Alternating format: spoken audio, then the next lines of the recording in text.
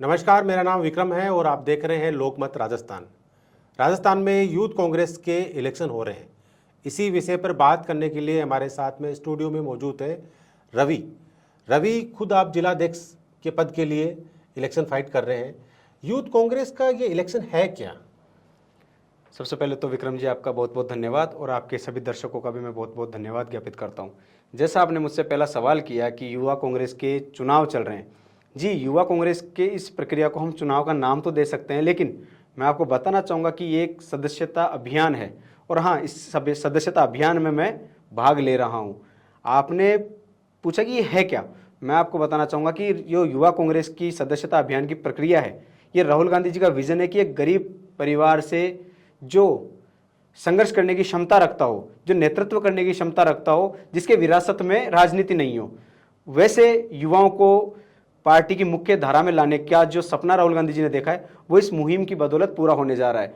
आपने पूछा कि प्रक्रिया होती कैसे, तो मैं आपको बताना चाहूँगा कि इसके अंदर 18 से 35 साल का युवा जिसमें नेतृत्व करने की ताकत हो, जो अपने आप को नेतृत्व करने के लायक समझता हो, वो इसमें एक नामांकन दाखिल करता है। नामांकन दाखिल करने की प्रक्रिया हमारे ऐप के माध्यम से होती है। उसके पश्चात जो नामांकन दाखिल होता है फॉर्म, उसकी स्क्रूटनी होती है। अगर उसमें त्रुटि होती है तो आपका फॉर्म खारिज हो जाता है और अगर आपकी संपूर्ण जानकारियां सही पाई जाती है तो आपका फॉर्म रह जाता है और आप चुनाव लड़ने के लिए या सदस्यता अभियान में भाग लेने के लिए काबिल हो जाते हैं। उसके तत्पश्चात तिथि होती है, उस तिथि से लेकर अगले 1 महीने तक आपको अपने आप को साबित करने के लिए ज़्यादा से ज़्यादा युवा साथियों को जोड़ने का काम करना होता है। जो ताकत आप युवा साथियों को जोड़ने के रूप में दिखाई देंगे, वही आपके नेतृत्व करने की ताकत होती है। और जो साथी इसमें ज़्यादा से ज़्यादा युवा साथियों को जोड़ पाता है, वही नेतृत्व करता है, वही प्रदेश अध्यक्ष बनता है, वही प्रदेश महासचिव बनता है, वही जिलाध्यक्ष बनता है, वही विधानसभा अध्यक्ष बनता है। और विक्रम जी देखिए, सबसे अच्छी बात, यहाँ पर ब्लॉक अध्यक्ष भी वही बनता है जिसको धरातल का कार्यकर्ता पसंद करता हो, जिसकी नेतृत्व करने की क्षमता में कार्यकर्ता भरोसा रखता हो, वो यहाँ पर जिम्मेदारी और दायित्व प्राप्त कर सकता है। आपने अभी कहा कि ये पार्टी की तरफ से एक ऐसी विंग की गई जिसमें आम किसान का बच्चा है, जो जिसके पास में राजनीतिक विरासत नहीं है और वो पॉलिटिकल लाइन में आ सकता है। जी, अब मुझे ये बताओ कि ये आम कैसे हुआ, क्योंकि यहाँ तो पैसे का बड़ा खेल चल रहा है, ये मार्केट में खबरें चल रही हैं। देखिए, जो एक भ्रांति इस चुनाव को लेकर फैलाई जा रही है कि बहुत मोटा पैसा इसमें लगता है और जो कैलकुलेशन निकालकर आम आवाम के सामने पेश किया जा रहा है, जो हमारे विरोधी दल कर रहे हैं, आम आवाम को तो इससे किसी तरीके का कोई सरोकार नहीं है, ना उनको मतलब है। वो तो इसमें बढ़ चढ़कर हिस्सा ले रहे हैं और सदस्य बनने की ओर हमारे साथ आ रहे हैं। लेकिन ये जो भ्रांति, मैं खुलकर कहूँगा, युवा मोर्चा के जो साथी हैं, जो भाई साहब कहकर मुख्यालय में बड़े नेताओं के चक्कर लगाकर दायित्व लेकर आ जाते हैं, मैं उनको कहना चाहूँगा कि जिस प्रकार की भ्रांति फैला रहे हैं, मैं बताना चाहूँगा इसमें 75 रुपया शुल्क है। लेकिन आप बड़े हर्ष के साथ मैं आपको बताना चाहूँगा कि जैसे मैं जिलाध्यक्ष का चुनाव लड़ रहा हूँ, मैं सदस्यता अभियान में भाग ले रहा हूँ, आपको बताते हुए बड़ा मुझे गर्व हो रहा है मेरे धरातल के कार्यकर्ता के ऊपर कि जो हमारे में विश्वास करता है, जो मुझ में भरोसा रखता है, जो मेरे संघर्ष को समझता है और मेरे संघर्ष को साथ देने की बात करता है, वो साथी स्वयं 75 रुपये जमा करा रहा होता है। मानता हूं कि एक आंकड़ा जो एक जिले में कितनी वोटिंग होती है? देखिए, मैं भी जो भी आंकड़े सामने निकल कर आ रहे हैं, ये तो संभव नहीं है, मैं कर रहा हूँ सदस्यता अभियान में बड़े उत्साह के साथ हमारे कार्यकर्ता भाग ले रहे हैं। लेकिन जो आंकड़ा एक कैलकुलेशन के माध्यम से बताया जा रहा है कि आईवाईसी के पास 30 करोड़ रुपया जा रहा है, मैं बिल्कुल इस बात से सहमत हूँ। लेकिन ये जो 30 करोड़ रुपये है ना, हमारे जो साथी उत्साह के साथ हमारे को ज्वाइन कर रहा है, वो साथी जमा करा रहे हैं। आप देखेंगे वहीं दूसरे हमारे भाजपा के साथी मिस कॉल मारकर झूठे सदस्य बनाने का काम कर रहे होते हैं। लेकिन यहाँ पर हमारा कार्यकर्ता तन मन धन से पार्टी को ज्वाइन कर रहा है और जिसमें उसका भरोसा है उस व्यक्ति के साथ आना पसंद कर रहा है। एक जिले से कितने कैंडिडेट होते हैं इसमें?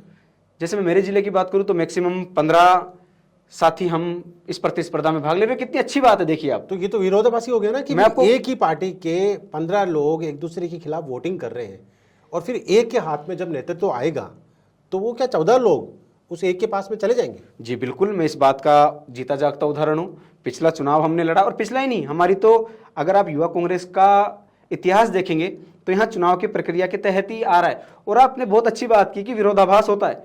अरे भैया, विरोधाभास तो भाजपा के युवा मोर्चा में होता है। अंकित चेची कार्यकर्ताओं पर थोप तो दिए जाते हैं, लेकिन उनकी कार्यकारिणी का विस्तार नहीं होता है।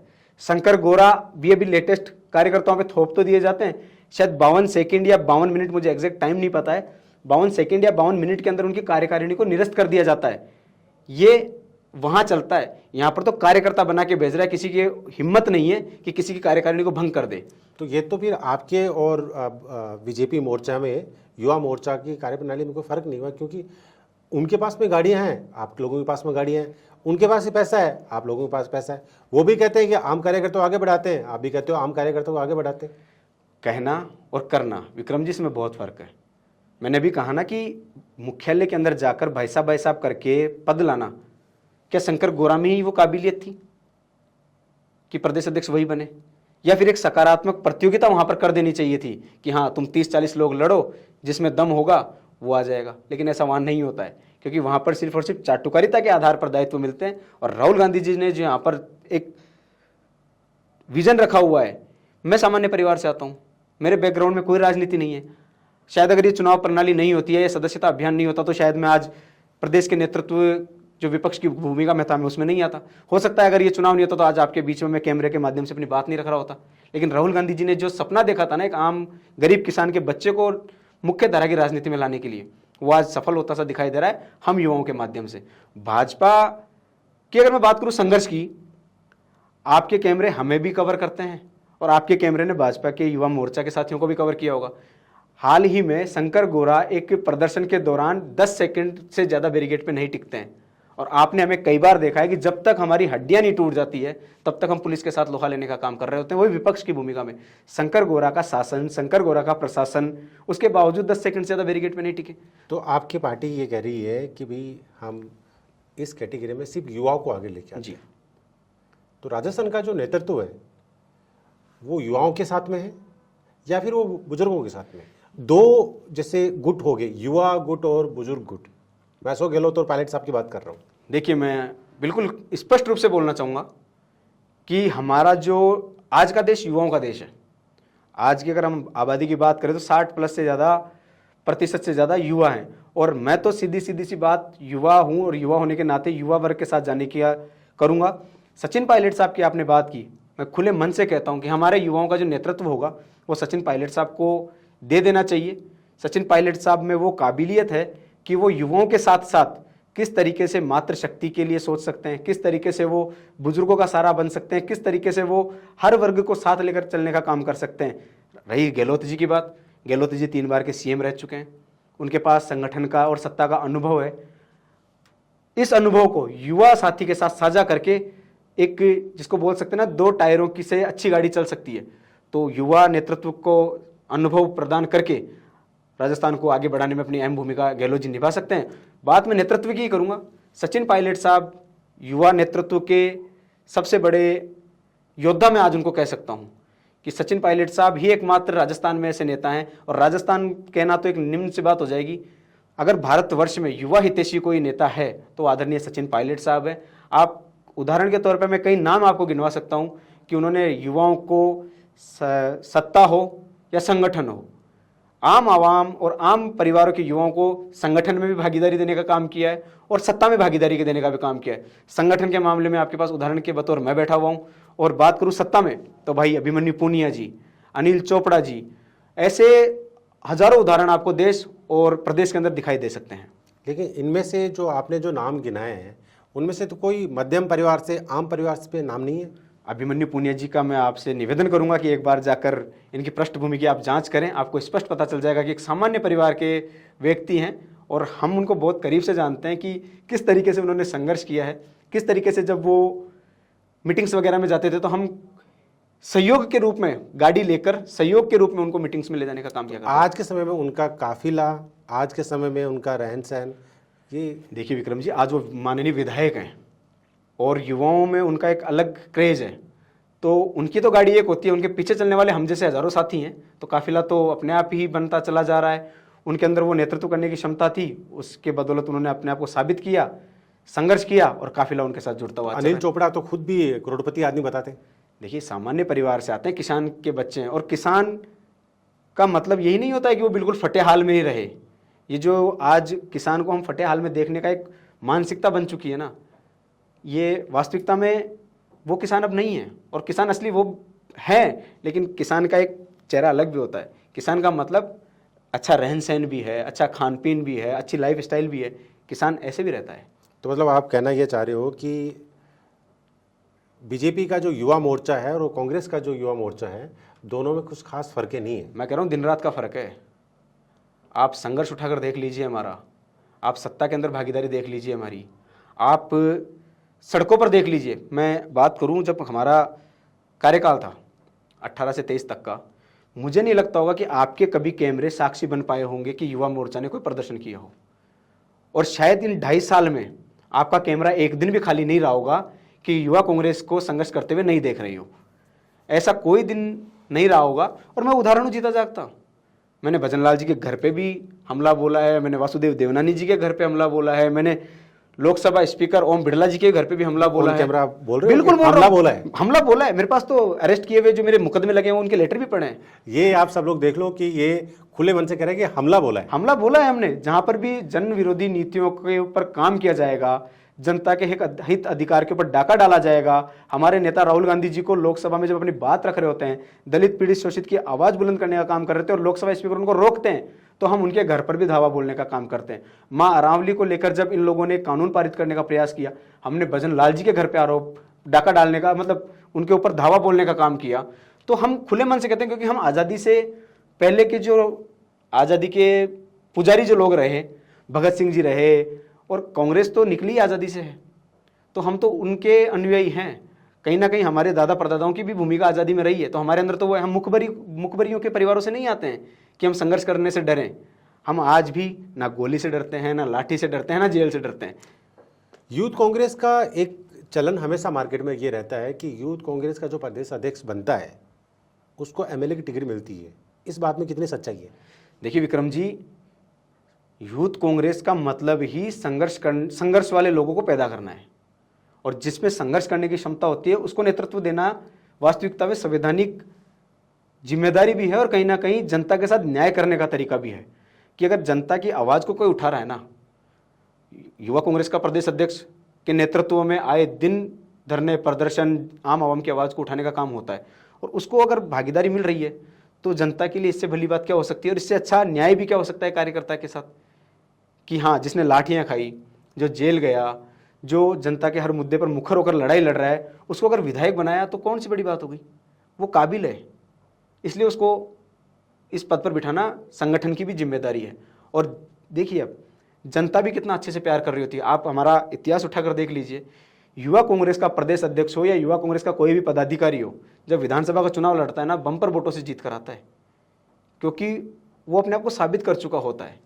मैं आपसे ही पूछना चाहूँगा और आपके कैमरे के माध्यम से युवा मोर्चा के साथियों से पूछना चाहूँगा कि आपका कोई एक प्रदेश अध्यक्ष बता दीजिए, युवा मोर्चा से निकला हुआ कोई एक साथी अभी विधानसभा में बैठा हुआ तो मुझे बता दीजिए। आप ये बात बीजेपी को पूछ रहे हैं? बिल्कुल बीजेपी से मैं पूछ रहा हूँ। अंकित चेची का नाम चला 2023 के किसी भी फॉर्मेट के ऊपर की टिकट मिलेगा, लेकिन हाँ, हम जैसे युवा कांग्रेस के कार्यकर्ताओं के नाम चला चले तो था अंकित चेची का नाम, लेकिन लास्ट टाइम ऐसा हुआ कि नाम अंकित भैया चेची आपके का नहीं नाम मिल चला। मैं आपको बताना चाहूंगा किन विषयों पर चला कि अंकित चेची अपनी सबसे, इसको बोल सकते हैं निकम्मे प्रदेश अध्यक्ष भाजपा युवा मोर्चा की, उसमें चला। अंकित चेची नहीं बना पाए अपनी प्रदेश की कार्यकारिणी, इसमें चला। अंकित चेची ने प्रदेश अध्यक्ष रहते हुए नहीं किया कोई भी आंदोलन, इसमें चला। मैं बताता हूं आपको किस वजह से चला। बाकी यहां तो ऐसा तो कहीं नहीं चला कि इस सीट से वो दावेदार हैं या इससे ये बहुत मजबूत स्थिति में हैं या संगठन इनको बहुत कुछ देने वाला है, कुछ नहीं। आज अंकित चेची गायब से हो गए हैं, और ये हाल शंकर गोरा जी का होने वाला है कि वो बड़े चाहो से प्रदेश अध्यक्ष तो बनकर आ गए ढोक लगा लगू कर, लेकिन मैं आपको जिम्मेदारी के साथ कह सकता हूँ, ना तो वो 28 में एमएलए बनने वाले हैं, ना वो 33 में एमएलए बनने वाले हैं। इस समय राजस्थान के सभी जिलों में यूथ कांग्रेस के इलेक्शन चल रहे हैं। कितना समय और लगेगा इसमें कि भैया अब इलेक्शन खत्म हो गए, अब डिक्लेयर हो रहे हैं? देखिए, ये सदस्यता अभियान 1 महीने का होता है, जो 21 अप्रैल से शुरू हुआ था और 20 मई को समापन की ओर जा रहा है।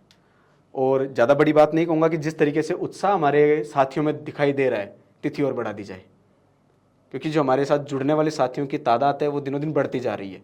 और आंकड़ों के आधार पर बात कर रहा हूँ विक्रम जी, मैं भारत का ही नहीं विश्व का एकमात्र युवा संगठन है युवा कांग्रेस, जिसके अंदर विश्व के अंदर किसी संगठन में इतने युवा नहीं होंगे जितने युवा कांग्रेस के अंदर काम कर रहे हैं और उत्साह के साथ शामिल होने का काम कर रहे हैं।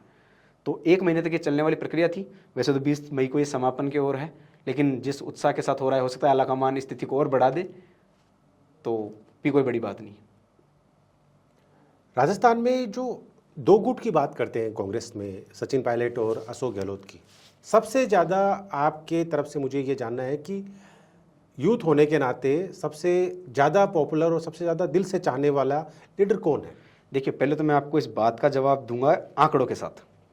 आपने कहा राजस्थान में 2 गुट चलते हैं, और ये बात कर रही होती है बीजेपी, भाजपा के अलावा ये बात कोई नहीं बोल रहा होता। तो मैं एक बात के साथ बात रखूंगा कि जिनके घर शीशे के होते हैं वो औरों पर पत्थर नहीं फेंकते।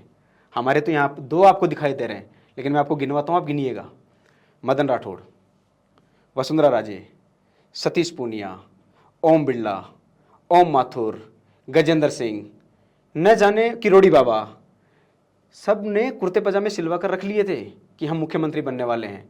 लेकिन आला कमान जो इनकी होती है, एक पर्ची भेजती है, खुली पर्ची, और निकले भजनलाल। एक गुट ये भी हो गया, एक प्रेम जी का गुट अलग से हो गया। तो कांग्रेस के गुटों की बात करने वाले मेरे भाई, विशेषकर अपने घर का ध्यान रखें कि यहाँ पर इतने गुट चल रहे हैं। बात किया आपने युवा होने के नाते लोकप्रियता की और कौन युवा नेतृत्व होना चाहिए। मैं खुले मन से युवा होने के नाते सचिन पायलट साहब का नाम बारंबार लूँगा। सचिन पायलट साहब युवा हृदय सम्राट होने के साथ साथ, और ये ऐसा इसलिए नहीं कि मैं उनके करीब रहता हूँ, ये ऐसा इसलिए है कि मैंने उनको देखा है। उनके प्रति जो कट्टरता आई है ना, उनको देखने के लिए नहीं, देखने के बाद नहीं आई है, ये कट्टरता उनको समझने के बाद आई है कि उनका जो विजन है, युवाओं को आगे बढ़ाने की जो सोच है, प्रदेश के लिए वो क्या करना चाहते हैं, वो विजन हमें पता है। हम लोग उनसे सुनते हैं, हम लोग उनके पास रहते हैं, हमें कई चीज़ें पता चलती है। तो उस वजह से हमारे अंदर कट्टरता आई है कि किस प्रकार से बुजुर्गों का सहारा बनना है, किस प्रकार से मातृशक्ति को मजबूत करना है, किस तरीके से युवाओं को मजबूत करना है, किस तरीके से हमारे प्रदेश को आगे लेकर जाना है। और एक सबसे अच्छी बात पायलट साहब की, हम भी अगर हमारे विरोधी की कभी कोई बात कर रहे होते हैं ना, हमें डांटते हैं साहब। वो कहते हैं कि अगर तुम्हें आगे बढ़ना है तो खुद की लाइन लंबी करो, किसी की लाइन काटने से आगे नहीं बढ़ोगे। पायलट साहब के ऐसे गुण हैं। हमारे को अगर कोई बदतमीजी से बात कर रहा होता है तो पायलट साहब उसको बोलते हैं कि शांत रहकर अपने काम से इनको जवाब दो। कहीं ना कहीं जो आज के नेता, मैं कह सकता हूँ, जो षड्यंत्रकारी राजनीति करते हैं, एक दूसरे को गिराने की बात करते हैं, गिराकर आगे बढ़ने की बात करते हैं, पायलट साहब इससे बहुत दूर हैं। वो सिर्फ उसे बढ़ाने की बात करते हैं, अपने आप को मजबूत करने की बात करते हैं और अपनी लाइन लंबी करने की बात करते हैं। तो पायलट साहब का जो ये व्यक्तित्व है ना, इसकी वजह से हम लोग उनकी ओर आकर्षित होते हैं। और आकर्षित होकर जो वास्तविकता में लगता है ना कि हाँ, और मैं पूरी जिम्मेदारी के साथ आपको कह रहा हूँ, जब 2028 का चुनाव होगा, राजस्थान की जनता इस पर्ची वाले मुख्यमंत्री से धाप कर, थक कर राजस्थान में कांग्रेस को जो आशीर्वाद देने जा रही है, और उसके बाद सचिन पायलट साहब हमारे मुख्यमंत्री होकर नेतृत्व करेंगे, मैं आपको पूरी जिम्मेदारी के साथ कह सकता हूँ कि हाँ, हमारे इतिहास में कांग्रेस के भी मुख्यमंत्री रहे हैं, भाजपा के भी मुख्यमंत्री रहे हैं, लेकिन सचिन पायलट साहब जैसा मुख्यमंत्री शायद नहीं हो पाएगा। मैं पूरी जिम्मेदारी के साथ कह सकता हूँ 28 से लेकर जो 33 का कार्यकाल होगा ना, वो ऐसा कार्यकाल होगा जिसको स्वर्णिम अक्षरों में लिखा जाएगा कि हाँ, वास्तविकता में कोई मुख्यमंत्री थे। और मैं जिम्मेदारी के साथ भी कहता हूँ, अगर सचिन पायलट साहब 28 में मुख्यमंत्री होते हैं तो शायद कोई हटाने वाला भी नहीं होगा। जब मुख्यमंत्री की बात कर ही रहे हैं तो उप मुख्यमंत्री की बात कर लेते हैं। प्रेमचंद जी बेरुआ दूदू में बहुत अच्छा काम करवा रहे हैं। ये तो अगर आप एक चक्कर दूदू का लगा के आ जाएंगे तो आपको ज़्यादा पता चल जाएगा। शायद ही आज वो रात्रि चौपाल करने जाते हैं गाँव में, एक भी चौपाल उनकी ऐसी नहीं रही होगी जहाँ उनका विरोध नहीं हुआ। और मैं प्रेम जी को चुनौती के साथ कह रहा हूँ कि प्रेम जी, ये जो हमारा युवा कांग्रेस का सदस्यता अभियान चल रहा है, इसके माध्यम से जो साथी चुनकर आने वाले हैं, अगर ये रवि सिकदार तो जिलाध्यक्ष बनकर आ गया, अगर साथियों ने मुझे ये जिम्मेदारी सौंप दी, तो मैं आपको तो खुली चुनौती के साथ कह रहा हूँ कि जो हालात आपने दूदू के साथ किए हैं, क्योंकि आप परिसीमन का एक वातावरण जो देखकर दूदू के साथ सौतेला व्यवहार कर रहे हैं, आज आप फागी को विशेष रूप से मान रहे हैं। वहाँ पर कुछ, वैसे तो आप कर तो कहीं कुछ नहीं रहे, लेकिन कहीं ना कहीं फागी को अपना मान रहे हैं और दूदू को सौतेला बेटा मान रहे हैं ना। तो जो सौतेले जैसा व्यवहार आप दूदू के साथ कर रहे हैं ना, ये दूदू का बेटा, क्योंकि मेरा जन्म दूदू में है, दूदू की मिट्टी खाकर बड़ा हुआ हूँ मैं, दूदू में पलकर बड़ा हुआ हूँ, खेल कर पढ़कर बड़ा हुआ हूँ। दूदू के साथ सौतेला व्यवहार करने का खामियाजा तो आपको भुगतना पड़ेगा। रही बात अध्यक्ष का परिणाम क्या हो क्या नहीं हो, अगर परिणाम कुछ भी हुआ हो, मैं आपको हर मोर्चे पर, हर आपके मौके पर घेरने का काम करूंगा। ये मैं आपको खुली चुनौती दे रहा हूं। अभी भी समय है। दूदू के लोगों ने आपको वोट और आशीर्वाद देकर विधायक बनाया है और आपके दल ने आपको उप मुख्यमंत्री बनाया है, तो दूदू का आप ख्याल करें, नहीं तो आपको दूदू की पुलिया तो पार, मैं जिम्मेदारी के साथ कह रहा हूं, नहीं करने दूंगा। और 2.5 साल के अंदर आपका जो हालात आपके सामने होंगे, उसके जिम्मेदार भी आप स्वयं होंगे। आप ये सोच समझ के बात बोल रहे हो? बिल्कुल, क्योंकि मैं पूरे होश मुख्यमंत्री है राजस्थान मैं के, पूरे होशोहवास जिनको में बात पुलिया कर रहा हूं। पार नहीं करने दे रहे हो आप। मैं होशो हवास में कह रहा हूँ, पूरे होशो हवास में कह रहा हूँ, क्योंकि दूधू का बेटा हूँ मैं। और दूधू की जो दुर्दशा आज प्रेम जी ने की है ना, अरे हमारे भेराणा धाम के संत अपने आप को ये सनातनी कहते हैं, फफोले पड़ गए उन संतों के शरीर पे। इनको दया नहीं आ रही है, इनके अंदर मतलब मानवीयता खत्म हो चुकी है इनके अंदर की, कि अपने आप को सनातनी कह रहे हैं। क्या मांग कर रहे हैं वो? जो जमीन पड़ी है, आपको क्या स्वार्थ है वहां पर रिको लाने से? मेरा सवाल आपसे है, आपको क्या स्वार्थ है कि संतों के साथ आप ऐसा दुर्व्यवहार कर रहे हैं और रिको को लाकर आप क्या साबित करना चाहते हैं? लेकिन पूरा दूधू समझ चुका है कि प्रेम जी को अच्छे से पता है कि इस बार तो चिड़ियों के भाग के छीके टूट गए, तो उप मुख्यमंत्री बन गए, अगली बार ये विधायक भी नहीं बनने वाले हैं।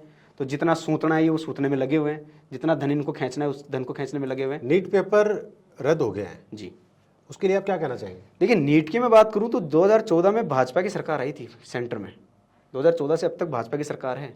2016 से नीट के पेपर लीक होना शुरू हो गए थे। 2024 में भी बहुत बड़ा नीट का पेपर लीक हुआ, उसका मैं खुद उदाहरण हूं। मैं जेल गया हूं उसके आंदोलन में दिल्ली में। आज पेपर रद्द हुआ, 3 मई को एग्जाम होता है, धांधली पकड़ी गई। और धांधली भी देखिए कितनी शर्मनाक बात है, अपने आप को डबल इंजन की सरकार ये कहते हैं। जहां पर पेपर छप रहा होता है वहां से पेपर लीक हो रहा होता है। आपने ये लीक का पेपर जो लीक हुआ इसको रद्द करके ये तो साबित कर दिया कि लीक हुआ। लेकिन आप देखिए कितनी अच्छी बात है, जो लीक हुआ वो राजस्थान में पकड़ा गया।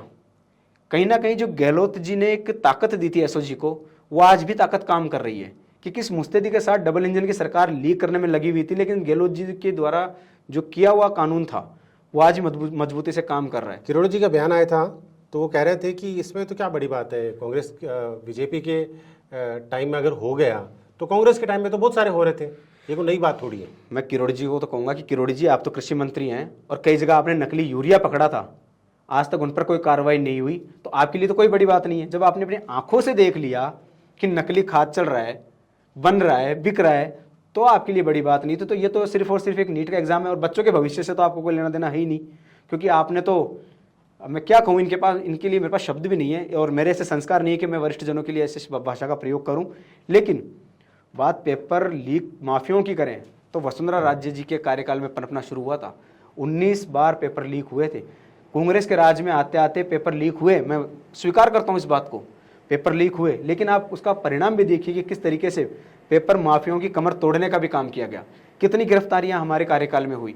इनके कार्यकाल में तो बड़ी बड़ी बातें करते थे चुनाव से पहले कि हम बड़े मगरमच्छ पकड़ेंगे। अरे जो पकड़े हुए थे वो तक छूट गए आपके यहाँ से, तो आपसे कुछ नहीं होने वाला है। सिर्फ और सिर्फ डींगे हाँकने का आप लोग काम कर रहे होते हैं। लेकिन मैं प्रदेश के युवाओं को और राजस्थान की आम आवाम को पूरा विश्वास दिलाता हूँ कि युवा कांग्रेस और कांग्रेस, आदरणीय सचिन पायलट साहब, हमारे राहुल गांधी जी, आप सबकी जो पीड़ा है उनको समझते हुए आपके लिए धरातल पर संघर्ष करेंगे और आपके साथ जहाँ भी अन्याय होगा उस अन्याय के खिलाफ अपने प्राणों की आहुति देने का भी अगर अवसर मिला तो हम सहर्ष प्राणों की आहुति देते हुए आपके हिताधिकार की रक्षा करेंगे। आपको घबराने की आवश्यकता नहीं है। रवि जी बहुत बहुत धन्यवाद कि आप समय निकाल के स्टूडियो पधारे। लास्ट एक क्वेश्चन और आपसे कर लेते हैं। राजस्थान की राजनीति में, राजस्थान का नेतृत्व आप कांग्रेस में किसके हाथ में देखना चाहते हैं? देखिए, मैंने पहले भी 2 बार बोला आपको और फिर मैं एक बार बड़े मन से बोलता हूँ और बड़े हर्ष के साथ बोलता हूँ कि राजस्थान का नेतृत्व, मैं पायलट साहब को जब बता रहा हूँ आपको, मैं सुनता हूँ, समझता हूँ, तो वो नेतृत्व की बात ही नहीं करते। वो राजस्थान के बेटे होकर, युवाओं के भाई होकर, बहनों के भाई होकर काम करने की बात कर रहे होते हैं। और मैं पूरी जिम्मेदारी के साथ कह रहा हूँ कि राजस्थान का नेतृत्व आदरणीय सचिन पायलट साहब का होगा। आने वाला कल सचिन पायलट साहब का होगा और आने वाला जो कार्यकाल होगा वो युवाओं के लिए, मातृशक्ति के लिए, बुजुर्गों के लिए स्वर्णिम काल का होगा। क्योंकि सचिन पायलट साहब के पास जो विजन है वो अन्य किसी नेता के पास नहीं है। ऐसे ही दिलचस्प पॉडकास्ट देखने के लिए, राजस्थान की राजनीति को जानने के लिए, राजस्थान के यूथ को जानने के लिए जुड़े रहिए हमारे साथ में लोकमत राजस्थान में।